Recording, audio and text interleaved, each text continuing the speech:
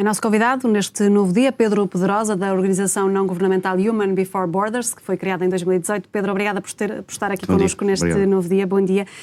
Uma organização que há pouco nos explicava precisamente que tem um grupo de trabalho, tanto aqui no Porto como também em Lisboa, precisamente numa ação contra o tratamento desumano e ilegal de imigrantes e refugiados, naturalmente. E pergunto-lhe, daquilo que é o seu entender e deste trabalho que já desenvolvem há 5 anos, como é que pessoas como este homem, um refugiado afegão, são recebidas no nosso país? Pessoas que fugiram da guerra e que naturalmente as condições eram piores, mas como é que aqui em Portugal são recebidos, efetivamente?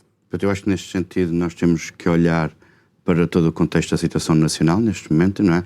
E o contexto que nós temos na situação nacional é serviço de saúde deficitário, serviços sociais deficitários, escolas com professores em greves, tudo isto que tem sido um acumular, que também é transversal à forma como nós recolhemos as pessoas refugiadas e as pessoas migrantes.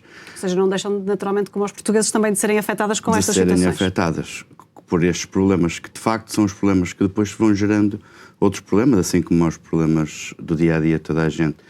E isso de facto tem um impacto na forma como Portugal é visto também de forma internacional. Ainda ontem saiu o relatório da Amnistia Internacional que comprova o mau tratamento que nós damos às pessoas migrantes, o mau tratamento que nós damos às pessoas que estão nas prisões ao longo do país. Ou seja, isto é um problema crónico do nosso país.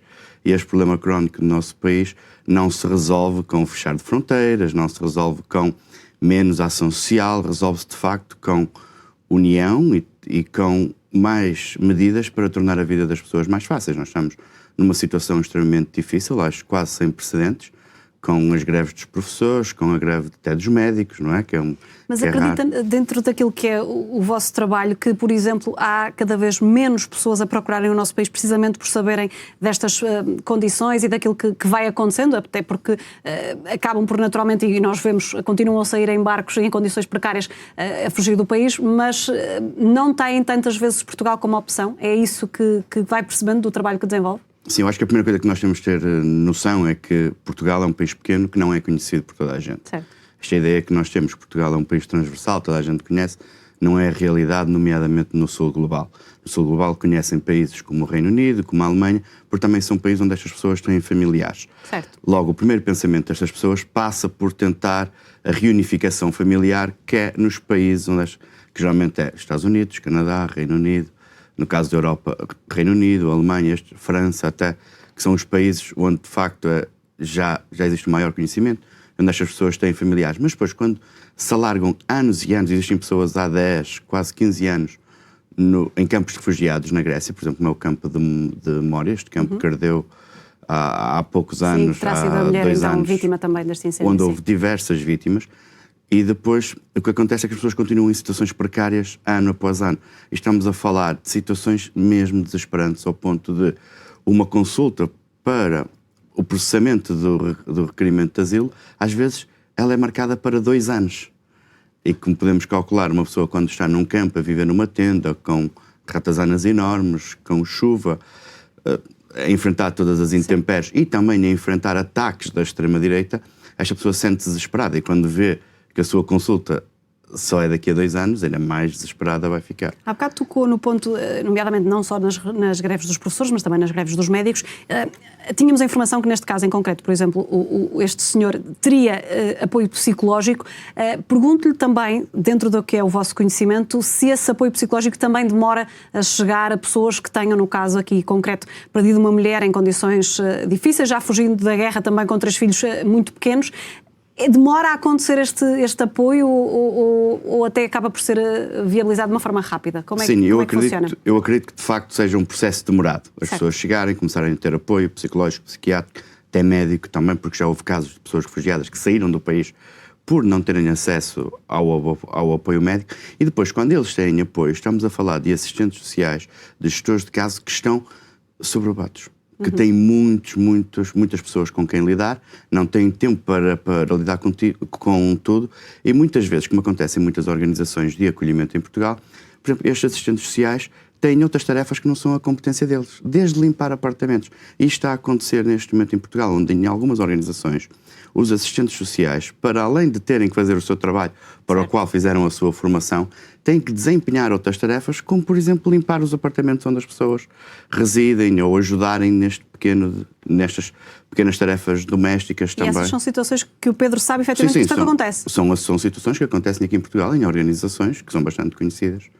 do eixo do acolhimento. Tendo em conta todas estas dificuldades que apontou, e de resto as dificuldades já sabidas de quem tem que fugir da guerra, são ações também de ajuda precisamente a facilitar estes processos que fazem a organização a que pertence, Pedro? Sim. Que tipo de ações é que podem ajudar? Sim, nós tentamos, o nosso principal objetivo é fazer sensibilização para os direitos das pessoas refugiadas e os direitos das pessoas migrantes, para minimizar aquele discurso de ódio que o fechamento de fronteiras é o ideal. Depois nós temos uma outra vertente, também sensibilização quanto à criminalização da ajuda humanitária, que é um problema sério na Europa, e parece que nos estamos a focar nas coisas que não interessam em termos de políticas europeias e até em termos da mensagem que muitos políticos passam, que é criminalização, fechamento de fronteiras. E depois nós também, na Humans Before Borders, também temos um outro trabalho de fiscalização dos direitos humanos das pessoas que aqui chegam, assim que, por exemplo, como vimos, a Amnistia Internacional também tem, outras organizações têm vindo a desempenhar esse trabalho. E também conseguem efetivamente ter, por exemplo, vamos supor aqui no Porto, pegando o exemplo aqui da cidade, conseguir ter acesso a essas famílias e perceber se elas estão efetivamente em boas condições? É esse tipo de fiscalização que está a falar? Se conseguem ser, por exemplo, inseridas nas escolas? No caso concreto também tínhamos a informação de que não só este homem estava a viver em Odivelas, estava neste centro Ismael a ter aulas de português, e que os filhos estavam efetivamente já inseridos na escola, teria chegado em dezembro de 2022, portanto, recente. É esse tipo de ação que faz, Pedro? Para que as pessoas percebam lá em casa como é que funcionam estas organizações? Ou seja, consegue ter acesso à família, perceber que tipo de integração é que estão a ter? Não, nós não contactamos diretamente com as famílias. Okay. As famílias estão no processo e bem, de certa forma, isoladas, certo, de forma que possam preservar também a sua identidade e a sua integridade. Sim. Nós, de facto, temos conhecimento das diretas organizações que acolhem. Neste caso, muitas vezes os funcionários que nos reportam os problemas com que eles têm que lidar diariamente. Também recebemos alguns e-mails de pessoas que estão desesperadas à procura de ajuda e tentamos encaminhar para quem possa, de facto, ajudar. Temos muito pouco tempo, mas pedi-lhe também uma resposta muito rápida. Se teme de alguma forma que ataques como este que aconteceu ontem aumentem também o preconceito face a estas pessoas refugiadas? De facto, isso é um risco. Mas eu acredito que Portugal é um país acolhedor e tem mostrado isso, apesar daquelas pessoas que tenham uma mensagem até mais agressiva, essas pessoas têm uma audiência muito reduzida. E muitas vezes até acaba por ser equacionada pelos meios de comunicação social, quando não é a realidade do país. Eu acho que a realidade do país é que é um país acolhedor e que entende o que se passa. Sim. Pedro Pedrosa, obrigada por ter estado connosco e pelo seu trabalho também. Obrigado.